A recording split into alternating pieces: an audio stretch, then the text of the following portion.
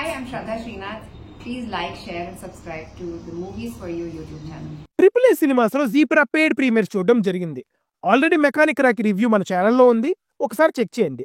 ఇంత ఫాస్ట్ గా ఇవ్వడానికి రీజన్ మూవీస్ ఫర్ అంటే ఒక్కరు కాదు, ఒక టీం. సత్యదేవ్ కరెంట్ జనరేషన్ లో ఒక సాలిడ్ యాక్టర్. తనకు తగ్గ బ్రేక్ ఇచ్చే సినిమా ఇప్పటిదాకా పడలేదు. ఇది తన కెరీర్ టర్నింగ్ ఫిల్మ్ అని, తన సెకండ్ డెబ్యూ అని, యూనిక్ అండ్ ఎంటర్టైనింగ్ ప్రమోషన్స్ చాలానే చేశారు. మరి తను అనుకున్న సక్సెస్ వచ్చిందా లేదా తెలుసుకోబోయే ముందు ఈ వీడియోకి ఒక 4K లైక్స్ అయితే టార్గెట్ గా ఇస్తున్నా, కొట్టేయండి. అండ్ ఈ డే ఎండ్ అయ్యే టైంకి మనం 2 lakh సబ్స్క్రైబర్స్ మార్క్ని రీచ్ అవుతున్నాం. మీరు మన ఛానల్ని సబ్స్క్రైబ్ చేసి రీచ్ అయ్యేలా చేస్తున్నారు, అంతే, ఇది ఫిక్స్. స్టోరీ లేని విషయానికి వస్తే మన హీరోకి బ్యాంకింగ్ లో ఉండే బొక్కలు బాగా తెలుసు. వాటిని వాడుకుని ఎదుగుతా ఉంటాడు. అయితే తన లైఫ్లోకి నచ్చిన అమ్మాయి వచ్చాక అన్నీ మానేసి నార్మల్ లైఫ్ బతుకుదాం అనుకుంటాడు. ఒక అనుకోని సిచ్యువేషన్ వల్ల మళ్ళీ మన హీరో పాత రూట్ని తీసుకుంటాడు.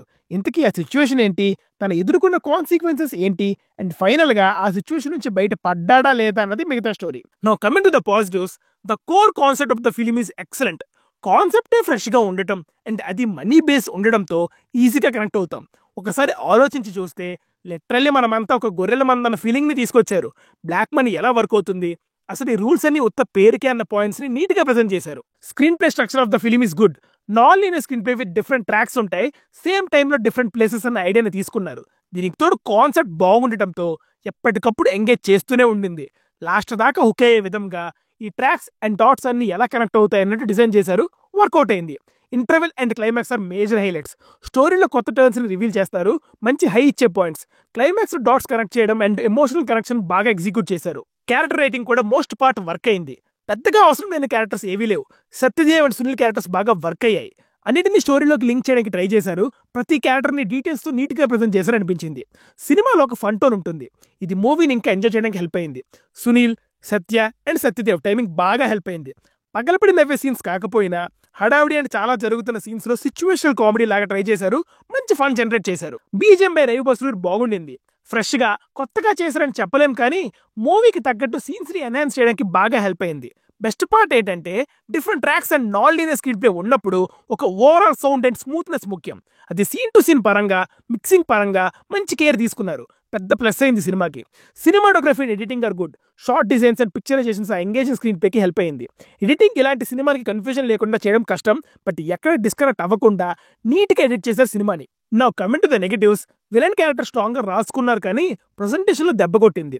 ధనుంజయ్ ఎఫర్ట్ కనబడుతున్న ఇంపాక్ట్ ఎక్కడ తీసుకురాలేకపోయింది ఆ క్యారెక్టర్. మాటల్లో స్టోరీలో స్ట్రాంగ్ అని చెప్పినా తన యాక్షన్స్ లో వీక్ అండ్ ఆర్టిఫిషియల్ గా అనిపించాడు. తన యాక్షన్స్ కి రీజనింగ్ కూడా సింపుల్ గా, ఆడ్ గా అనిపించింది. విలన్ ఎలివేషన్స్ అయితే తేలిపోయాయి కొన్ని చోట్ల. ఇకపోతే కాన్ఫ్లిక్ట్ పాయింట్ లో లాజిక్స్, మోటివేషన్ లాంటివి అంత కన్విన్సింగ్ గా లేవు.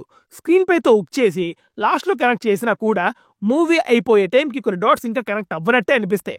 మల్టిపుల్ కాన్ఫ్లిక్ట్స్ అన్న ఐడియా బాగున్నా అవి సరిగ్గా స్టోరీలోకి బ్లెండ్ అవ్వలేదు. వీనికి మళ్ళీ ఒక ఎమోషనల్ ఎండింగ్ ఇచ్చినా కొన్ని లూపోస్ కవర్ చేసే ఛాన్స్ ఉంది, అది చూసుకుంటే సరిపోయేది. స్క్రీన్ ప్లే అంతా బాగున్నా ఒక్కటే సిచ్యువేషన్ మల్టిపుల్ టైమ్స్ రిపీట్ అవుతూ ఉంటుంది. ఆ రిపిటేటివ్నెస్ మాత్రం అవాయిడ్ చేయలేకపోయారు. అది అవాయిడ్ చేయడానికి వేరే ఏదైనా ప్రెజెంటేషన్ చూస్ చేసుకుని ఉంటుంటే బాగుండేది. ఈ 2 రీజన్స్ వల్ల మూవీ ఒక ఎడ్జ్ దగ్గర ఆగిపోయింది. ఇవి కరెక్ట్ చేసుకుని ఉండుంటేనా ఈ జాన్రాలో ఒక స్టాండర్డ్స్ ని సెట్ చేసే మూవీగా మారేది.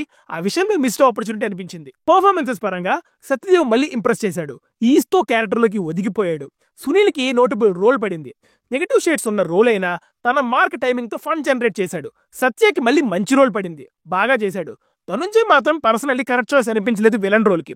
అది లుక్కా, క్యారెక్టర్ డిజైనా, యాక్టరా తెలియదు, కానీ సెట్ అవ్వలేదు. ఓవరాల్ గా Zebra is a good film with engaging screenplay. సత్యదేవ్కి ఒక మచ్ నీడెడ్ హిట్ అయితే పడింది. బాక్స్ ఆఫీస్ రెస్పాన్స్ ఎలా ఉంటుంది అన్నది చెప్పలేం. రేపు దేవగ్రంథన వాసుదేవ్ రివ్యూ మిస్ అవ్వద్దు అంటే సబ్స్క్రైబ్ చేసుకోవడం మాత్రం మర్చిపోకండి.